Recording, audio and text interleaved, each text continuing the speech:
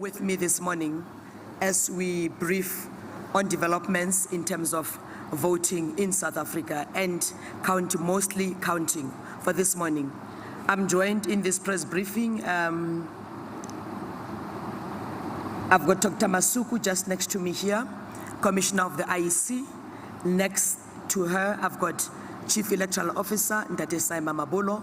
Next to him is Commissioner Love, Vice Chairperson of the IEC. Next to her is Ndate Mashinini, Chairperson of the Electoral Commission, Mr. Glenn Mashinini.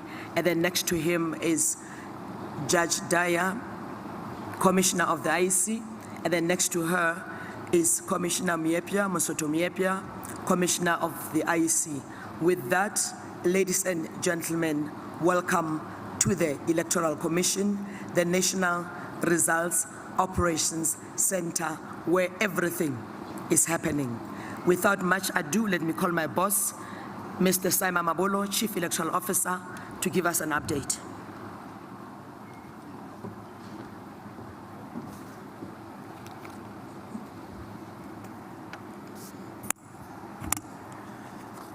Good morning, everybody. We'd like to confirm that voting stations all closed and that the actual counting at the voting station level has been concluded. The Electoral Commission reports that as at 10:30 this morning, 27% of the 64,504 results expected had been finalized. This status is in line with expected results capturing progression. It is estimated that 90% of the results will be finalized by this evening. The balance of the 10% will take another 24 hours to complete. The province of the Northern Cape has completed 74% of its results. It is followed by the Western Cape at 46%. And in the third place comes the province of the Free State at 26%. The rest of the provinces, the completion rate ranges between 15 and 37%. The results capturing involves a number of processes, including the verification of the result slips, the capturing, scanning, and the auditing of those results. An independent audit firm has been procured for purposes of auditing the results. The Commission would like to call upon all leaders of political parties to act and speak responsibly as the result collation process unfolds. As you will recall, the Commission had anticipated a prospect of a lower turnout already in July and approached the Constitutional Court. Nonetheless, the Commission implemented an extensive education and communication campaign to ensure that voters turn out to vote. This included educational programs that assured voters that it will be safe to be at voting stations. Furthermore, it is important to realize that voter turnout is a multifaceted phenomenon influenced by different factors. Some of the elements that motivate voters to go relate to matters outside of the purview of the Commission, such as disruptions to services, level of trust, and the level of trust in political institutions. Regrettably, unwarranted attacks on the Commission could potentially also influence voter turnout. So in the analysis of voter turnout, the COVID context in which an election happened should also not be forgotten. The national message in this regard has been that people must not be in congregate environments. Now, the Commission believes that the voter management devices were the mainstay equipment of this election. These devices have ensured that we continue to meet the Constitutional Court injunction that voters may only vote in wards in which they are registered, and that every voter must have an address on the voter's roll. 12.1 million voters were processed through the VMDs over the 2 days of special votes as well as on election day. This means that we are confident that these voters who voted in the wards in which they reside. This is an important control measure in a local government election because of the geographic element of the contestation. Through the use of this technology, the Commission was, for the first time, able to register and simultaneously capture addresses of voters during the registration weekend in September. Address capturing would have taken months to complete without the voter management devices, as was previously the case. Over the election period, a total of 176,000 additional addresses were included on the voters' roll from voters who previously did not have an address.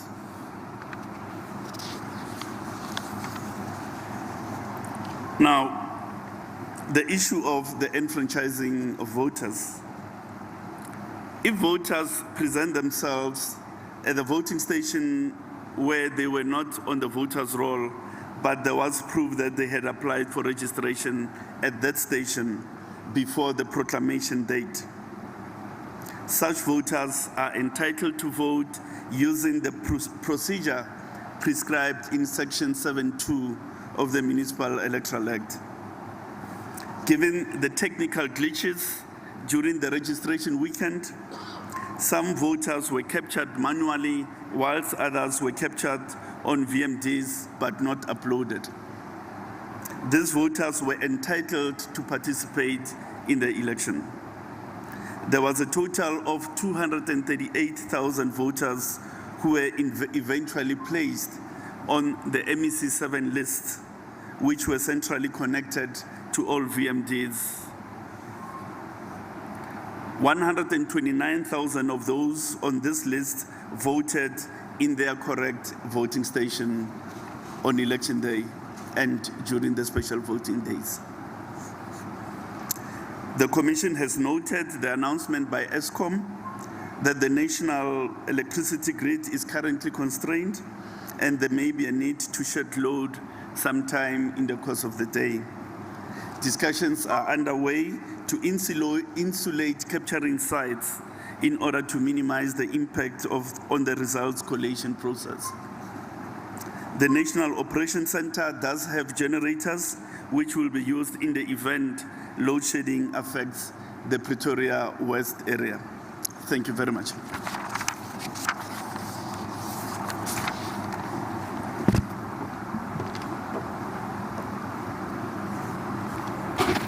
Thank you very much, CEO, for the update. I'm going to open the floor for questions. May I request my colleagues to assist me accordingly. I'll start this side and go that way. Where's Bonolo? Bonolo, where are you? With the mic? Okay, Buti, can you start that? Oh, there's Bonolo. You are going to start that side, come this way. Ne? I've seen already hands this side. Let us proceed with the first question. May I request journalists to introduce themselves, the media house, and please try and give us a bit of a sound so that panelists can hear your question very clearly. Thank you very, very much. Let's proceed. Good morning. Bongile Tumago, SABC News.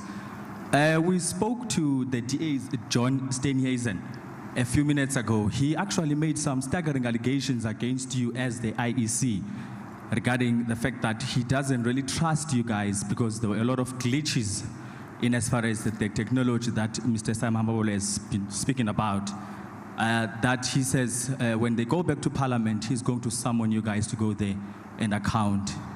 It doesn't get worse than that in as far as trust, does it? And goes. Thank you very much. Zianda Ngobo from Newsroom Africa.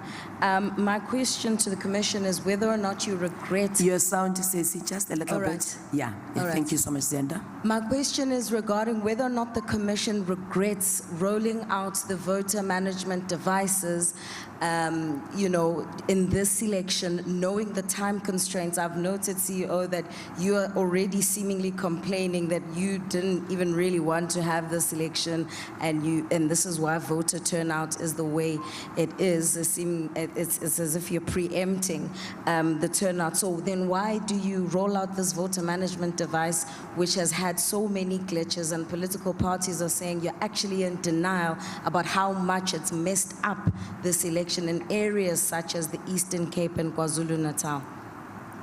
Thank you. Thank you. Alex Winning from Reuters News Agency. Do you have an official turnout figure yet in terms of percent? And also, on your elections page, you have a percentage figure complete in the top left corner. That's the number of voting districts where counting has been completed? And is one voting district equal to one polling station? Thank you. Thanks.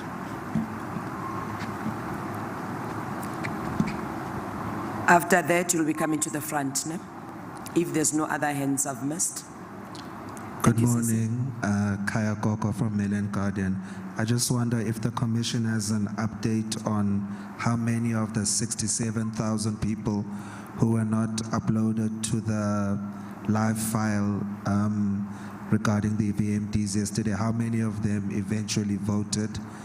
And thank you. Thank you. Slinda Lomasigane from ENCA.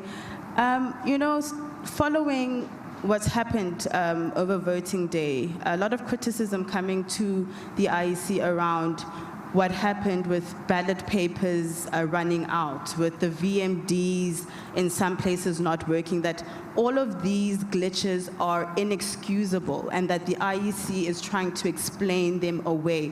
Just how much responsibility is the IEC going to take in terms of planning? Do you think you planned well for this election? Your officials also seemingly on the ground, some of them, it seems as though they were harassing journalists, getting them arrested. Was there enough training for your IEC officials? Do you think you had enough time to actually hold these elections? And were these VMDs actually tested outside of the registration weekend? Thank you very much. Let me allow the panel to take this first batch of questions. CEO, I've got 6 questions with me, about 5. May I pause so that you deal with the questions, and then from then we'll come back for the last round. Thank you very much. Let Commissioner Love deal with the issue of trust. I'm sure Mr. Steyn doesn't trust me, but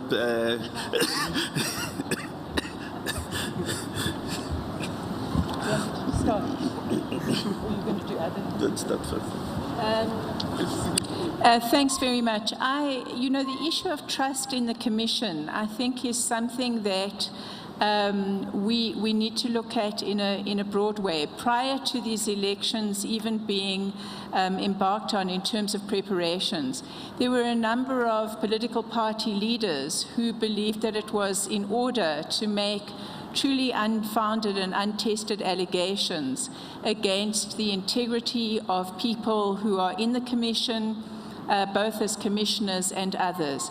And clearly what we are saying in that regard is to besmirch the integrity of an institution that has performed incredibly under pressure and has shown itself to be able to deal in a manner that is truly, reflecting an impartiality and an independence without any shred of evidence is a problem. Having said that, I think that we wish to remind all of us that this Commission has never completed an electoral event without going to Parliament, without tabling a report, and without including in that report some very serious reflection and a very serious consideration of how we can improve.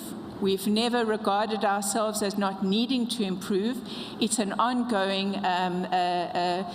betterment for excellence, but also how certain changes can be brought about in the way in which we do things, including, for that matter, in terms of legislation. So I think that with regard to the idea of presenting an assessment, facing the criticisms and the views of members of Parliament, I don't think that that's something we feel any problem about. It's something that we would do anyway. What we are hopeful of is that in the reflection about how issues have been managed, what we're able to do is to look at facts and not to have a situation where the institution, the integrity of the institution, the value of the institution as a Chapter 9 institution is trashed in a completely unsubstantiated way. This organization deserves a huge amount of praise for what it has been able to pull off under incredibly difficult circumstances. I hope that that deals with it, CEO. Thank you. The issue of the VMDs, the reality of the matter is this.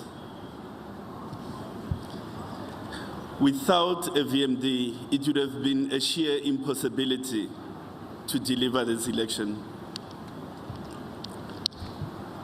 We, in September, for the first time within a day, we were able to upload 1.7 million registered voters simultaneously with their addresses.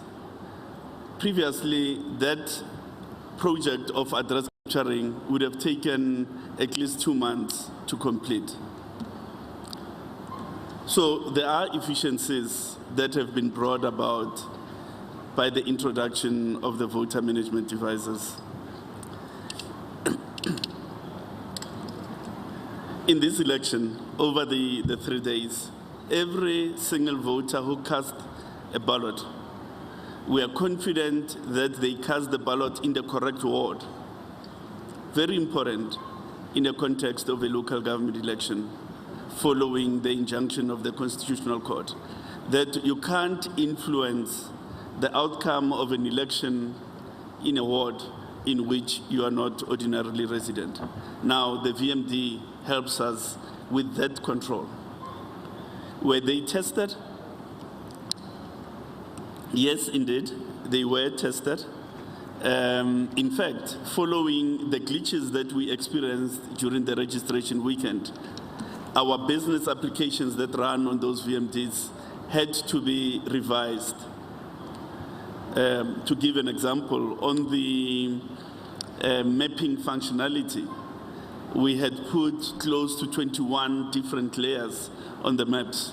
We reduced those layers to about 5 as part of trying to improve the functionality of the VMD.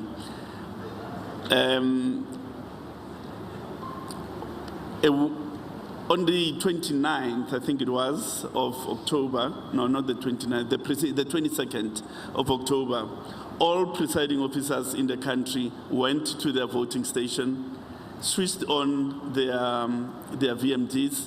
There were a test transactions that they had to push through. With that process, we're able to do a stress test. We're able to do the applications functionality test on the 22nd of October.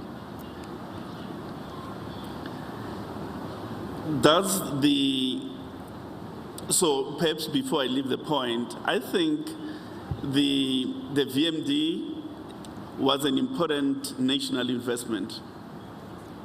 And I think it has laid a solid base for exploiting digital technology to give us greater integrity and controls in our electoral processes. It has created a bit of frustrations, no doubt about it, but I think going forward, the country has laid a solid basis of exploiting technology to strengthen controls around our electoral democratic processes.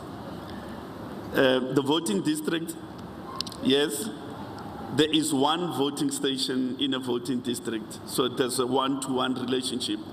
Nonetheless, there are, in some cases in the metros, 2 results that are expected, and outside of the metros, 3. Hence, the 65,000 results that we are working on. So when you look at the website, bear that in mind.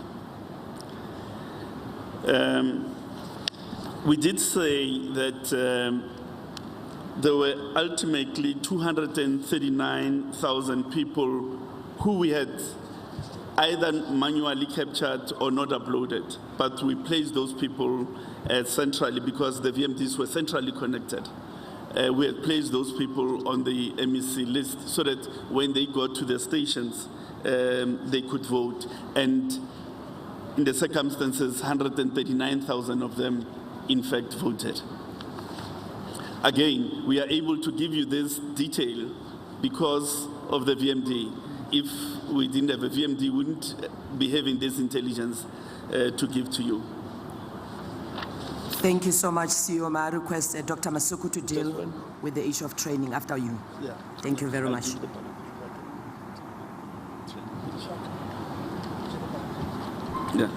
Yeah. Well, the issue of the ballot, we agree with you. We had provided sufficient ballots, and therefore there shouldn't have been a shortage. There's no reason why there should have been a shortage because sufficient ballots were printed at 100% across the country.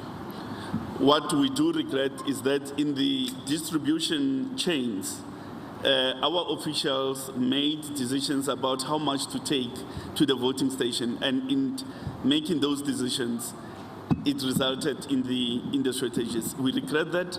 It ought not to happen because it has created undue frustration on the side of the voters. Were we ready? We were ready. We worked under extreme pressure, no doubt about that, under extreme timelines, extreme time constraints. But by the time we reached election date, we were ready to deliver an election. Thanks. Yes, ma'am. Thank you very much. Just to answer the question about what befell a member of the media fraternity and the pointed question about the quality of training. Let me first begin by saying this, and I think we will say it as often as we have the opportunity to say it. We apologize to, one, the reporters that have suffered in the hands of the people that are in voting stations. We also apologize to the fraternity of journalists for what happened. Does that mean that people did not receive training? No, it does not. Does that mean that training was inadequate? No, it does not. However, people behave in the most bizarre way when they're under pressure. Is that an excuse? It is not an excuse. It is a simple admission of the infallibility of the human being. So we did train. But also to say that we are trying to explain things away, I would rather see it as we need to explain to the nation as often as it is necessary about what it is that it is happening. Does it mean we don't accept responsibility? I'd love to tell you that all these people sitting here believe that the responsibility is ours and ours alone. It means that we continue to do what it is that we do. And by the way, you are not doing anything wrong by continuously shining our faults to us. We expect no less. But we also expect that you judge us on the basis of the magnitude of the task and what it is that we have sought to do. And you have every right to say we expect you better. We are in service of this nation, and you have every right to expect better, and we want to give you better. So to every single person that we have not served to the standard that South Africans expect, ours is to say to you, you deserve better, and that you didn't receive better. We offer you our unmitigated apology, and we pledge that we will do better. Thank you. Thank you, Dr. Masuku. May I take the last batch of questions? Thank you very much. Can we start this side and then go this way? I've got hands this side. Date, please proceed from your corner. Thank you very much. Thank you very much. My name is Moffat Mokwena from Channel Africa. Yesterday we received some complaints, especially from, I think, Ward 89, that there were some threats about, threats from, obviously, party agents. That's in Soshanguve. Now, this after the VMD could not release the voters, or maybe put the voters to the availability, But now, obviously, the IEC officials had to turn them back. And once they turn you back, you report to the party officials. So obviously, it arouses that kind of, heated debate outside. Now, what I want to know is that you mentioned the mapping system.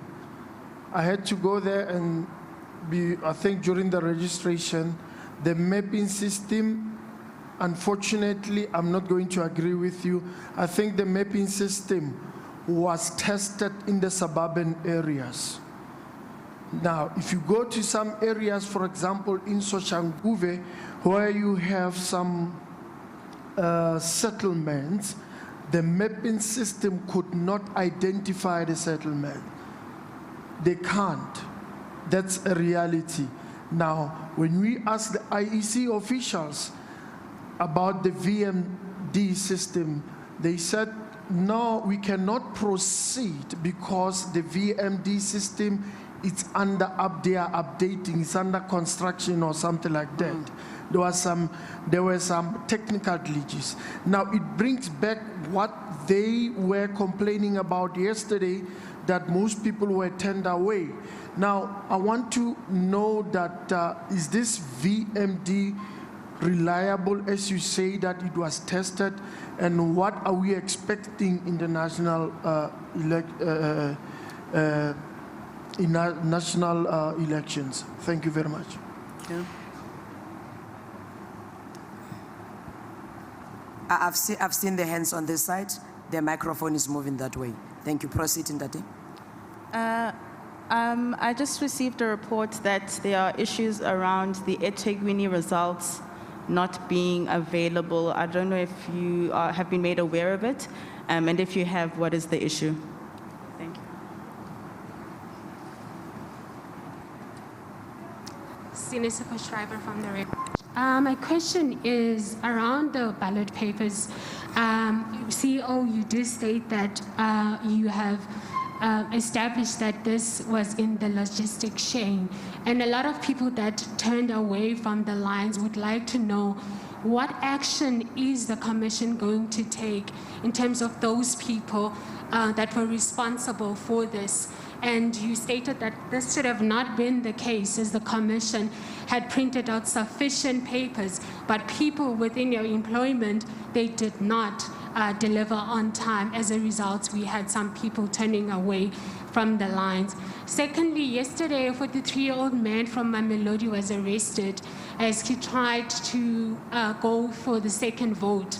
However, he was caught in, I think the officials were scanning his ID and they were able to detect that he was trying to come back for the second vote. My first question related to this, are there any other incident like this reported? Secondly, the importance of developing technology so that the commission can be able to detect such. And lastly, we've been speaking on the low voter turnout. From the side of the IEC, low voter turnout, what does it mean for the commission and its constitutional responsibility? And lastly, just my last question, on the voter turnout, during the voter registration weekend, you did mention that there were some glitches and there were people who were not able to be registered. Could the commission at the time be able, because the timeline was quite tight, as you say, you needed to close the voters' roll so that things could proceed. Could at the time the people who had issues be addressed then so that maybe we could have seen an improvement in terms of the voter turnout? Thank you. Thank you very much. Come this way, Ndate. This way, yes. Please introduce yourself and the media house. It makes it easier for panelists. Yes, my name is Mcabisi Ndlejana. Good morning or good day. Brief one for Sai. You said there were 231,000 problematic voters. Their status, they were not captured, this and that. And of that number, 139 eventually voted, which then leaves us with 92,000 who did not vote. What does that mean? They didn't show up or they were turned away? What happened exactly?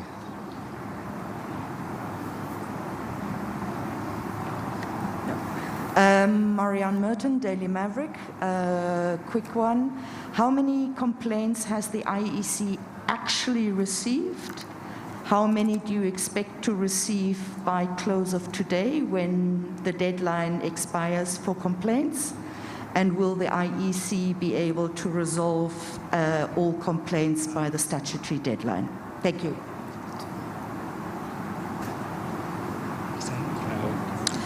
My name is Nonkululeko from the Times Live. I'm just asking regarding the situation of voting stations which had not opened by midday yesterday, particularly in the Eastern Cape. Was the IEC able to remedy this situation and how was it remedied? And lastly, just around voter turnout, we've heard of incidents where IEC representatives embarked on door-to-door campaign, for lack of a better word, pleading with people to go vote. Is the IEC aware of this, or rather was such a move authorized? Thank you. Luyolam Kendane from Business Day. My question is, what has been the impact of the IEC's budget cuts on this election, from the procurement of PPE, voting material? Can you just hang on a minute? Just give us a little bit of a volume. Okay. Yeah. I would like to find out what has been the impact of the IEC's budget cuts on this election, from the procurement of PPE, voting material, and also the training of electoral staff. How bad have the cuts been? Thank you. Yes. Bonono, may I please request the gentleman to repeat his question again for the benefit of the panel, please? My apologies. We've got a bit of, there's too many of us here. Okay. I just want to make sure that the panel understands your question. Please repeat it for us. The question is, last year, Simon Mabolo was quoted saying that the IEC's budget cuts of nearly 120 million have had a significant impact on the IEC's institutional life. Now the question is, what has been the impact on this particular election, with regards to procurement of PPE, voting material, and also the training of electoral staff? I just want to know how bad have the cuts been. Thank you. Thank you very much. Yoli Sanjamela from SABC Television News. Should I continue? Should I continue? Bonono, have we covered all the questions on this row? After this one, we take the last one from the gentleman there, then the panel can be able to respond. Let me, is he starting first? Okay, all right, thank you. Proceed, Bonono, and then the lady at the corner. Lisa Gatanda from the Mail and Guardian. Just for clarity, when exactly should we expect the final result? Thank you very much. I think I'm covered. I wanted to ask, since the 90% of the results are anticipated to be coming in tonight, are you now going to announce the results on Wednesday instead of the Thursday that was planned? Name is Yolisa Njamela, SABC. Thank you. Thank you very much. As CEO, I think we've got about 8 questions that we need to look at. If we may please proceed. Okay. To go back to the issue of the VMD, the point that I was making about mapping functionalities, that enhancements had to be made between the period after the registration weekend and the election, so as to optimize functionality. You know, so, and that was done, which is why, in our view, we had a much better performance on this occasion than was the case during the registration weekend, because those lessons that we learned during the registration weekend had to be ameliorated so that we improve functionality for election day. Now, one thing to say is that, please note that in any event, the zip machine had also reached the end of its useful life. So we needed to reinvest, but it wouldn't have been wise to invest in a similar technology, because a zip was a technology of its time around 1998. So we needed to embrace new technological solutions which addressed our nascent and contemporary challenges, such as ensuring that you have an address on the voter's roll, a person, that address places the person in the correct ward segment, and so on and so on. In 1999, when the zip was first purchased, that complexity was not there. It's a complexity that has come about due to the decisions of the judiciary in relation to them interpreting electoral law. Now, I want to link that answer with the person that is allegedly arrested for attempting to vote twice. Is precisely the effectiveness of the VMD. Because in the VMD, we are able to record that you voted elsewhere already when you try to make a second attempt. So, which is why I was saying we are fortifying the controls around the electoral process. You attempt to vote there and come and vote elsewhere, you're going to be caught out. And when you are caught out, you need to be prosecuted with vigor. eThekwini, I was on the phone just before the media conference. We've not had reports. We'll go check that out about the results not being available or something. The ballot paper, what action to take? I think all we could say at this stage that the necessary corrective measures in terms of the policy of the organization will be implemented in relation to the affected officials.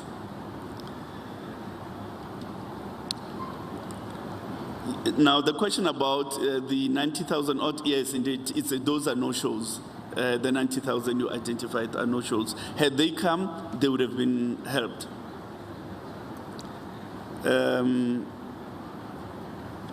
The voting stations that opened late, how did we resolve them? We, together with the municipalities involved, had to refill the trenches that had been dug on the road to voting stations. And as we did that, we then deployed additional security personnel for those voting stations. So eventually they were able to operate. We want to put in as many and finalize as many as we can the results by early evening, and we estimate that we should be in a position to do approximately 90%, and the balance then tomorrow. All things equal, the Commission will probably declare the final results on Thursday. Then the other issues of objections and the complaints, as well as voter turnout, I would like Ndatemi Apia to deal with the issue of voter turnout and Commissioner Love to deal with the objections.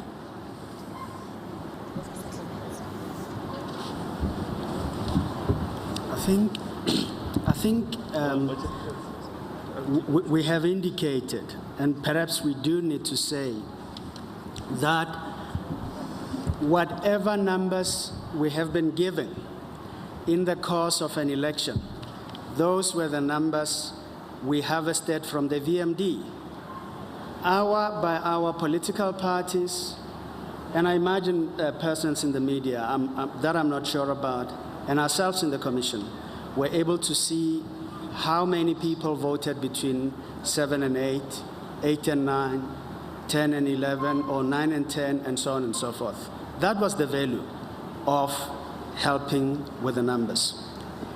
Whatever that number was at the end of the day, it represented only yesterday, because we were reporting those numbers that came to the station in those times. What we now need to do, and what the results will show, is that persons who voted in special voting days, Saturday and Sunday, are now going to be added to the numbers you saw yesterday. The result of which is, as you look at the board, in those municipalities where results have been finalized, or those wards or voting stations where results have been finalized, per voting station, you're now able to see everyone that has voted, every vote that has been counted, and what that represents. You're also able to see, to the extent that you are saying, what was the value of the 240,000 people? It will show per voting station what that impact is. I say to you, the numbers on the table, on the leaderboard, don't lie. They will now give per voting station, per ward, per municipality, per province, and eventually we will aggregate them to a national level on the exact voter turnout. It will not be a number we estimate, it will be the exact number to the voter. And that really is what we are saying. We will not give that number, or we are not able to give that number for the whole election, because the whole election is not complete, or we have not completed counting. But in those instances where the results are in, when you report on those numbers, they are the exact numbers that represent voter turnout to the extent that they have been finalized. I trust that I've dealt with your questions. Thank you very much, Commissioner Miepia. May I request the CO to wrap up the remaining two questions? Complete. Commissioner Love, thank you very much. Sorry, I've been asked to deal with the issue of complaints and I presume also objections. When it comes to complaints, I mean, these are in relation to the Code of Conduct. The Commission processed very few complaints outside of social media, complaints which were processed through our partnership that we announced before the elections with Media Monitoring Africa and some of the platforms. These saw a number of people logging into the Real 411 website, and those were processed, and as you will all know, the once processed, to the extent that there was some indication of disinformation, as we've clearly defined it, those were then referred to the respective platforms for them to process in terms of their own respective and different, in some instance, policies. And also, of course, they saw a significant increase in the manner in which complaints could be lodged with them, and they were able to respond to those. A report on this will be issued. In terms of objections, which are in relation to the specifics of the voting process, we have until now received only 3 objections. I'm not hoping for more, but in normal circumstances, it's really once we start to see these processes coming to a close that some of those objections will come to us. Will we be able to process them before announcing results? We are obliged by law to process each and every one of them before announcing results, and so that is what we undertake and will do. Okay, thank you, Commissioner Love. Then the issue of budget for PPE, Treasury did assist us eventually with an allocation to cover the PPE costs, and we've applied that budget to procure the PPE for all voting stations officials. Thank you very much, CEO. I'm going to close with 2 questions from our online platform. We'll still advise on the next media briefing. Bonolo, your last 2 questions from the online platform. The first question reads, does the Commission regret the choice of a Monday for a voting day, seeing that people treated it as a holiday in a typical sense of the word, which clearly contributed to low voter turnout? Considering how the IEC handled the election date issue, including the controversial extension of the cutoff date for submission of candidate lists and now the incident of voting irregularities that were conducted by officials in Limpopo and elsewhere in the country, does the Commission acknowledge that this has a credibility crisis? And the last question reads as follows. Can the IEC confirm that special votes in some polling stations in Waverley, Pretoria were not committed and counted for because the IEC officials believed that the ballot boxes were tampered with? If it's true, what will happen to those special votes? We spoke to some officials with Pretoria News who then noted that they excluded the special votes from counting after they discovered that the number of ballot papers didn't tally to the ones they'd recorded on Saturday and Sunday. Can the IEC please confirm that the voting process in some polling stations in Waverley, Pretoria were disrupted after IEC officials closed them 30 minutes in the evening because they were unhappy that they didn't sign contracts of employment? Thank you very much, CEO. The last 2 questions will be done.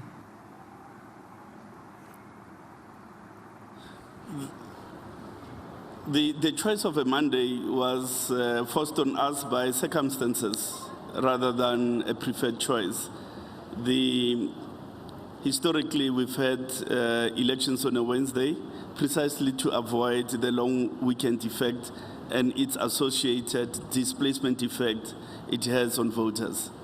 But in the circumstances, the Commission needed every hour and minute available to deliver this election. So circumstance was more of an overriding consideration rather than a preferred choice.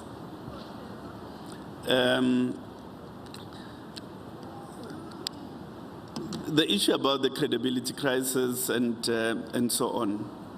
The Commission is delivering a service at 23,000 points, employing 185,000 officials, close to 190,000 voters. Officials. Now, they undergo training and they subscribed to a particular code of conduct to which they commit. But some do things that are untoward and not prescribed. And when that happens, the Commission takes corrective action, which includes expelling them, which includes blacklisting them so that they may not be used in future elections, and so on. So the issue really, the test, is what does the Commission do when matters such as those that you describe are brought to the attention of the Commission? That's the test. And not so much whether some staff members do commit misconduct. But rather, when misconduct is reported and brought to the attention of the Commission, what does the Commission do? And in all cases where material was brought to us indicating misconduct, the Commission took necessary corrective measures. The issue of Waverley and the exclusion of ballots from special votes has not come to our attention, but that type of decision is one that is within the purview of the Commission. It's not a decision that a presiding officer and officials in a voting station can make. They'll need to be authorized for that. Thank you. Thank you very much, ladies and gentlemen. Let's leave it on that note. We'll advise on the next press briefing. Leadership of the IEC, thank you very much. This press briefing has come to an end.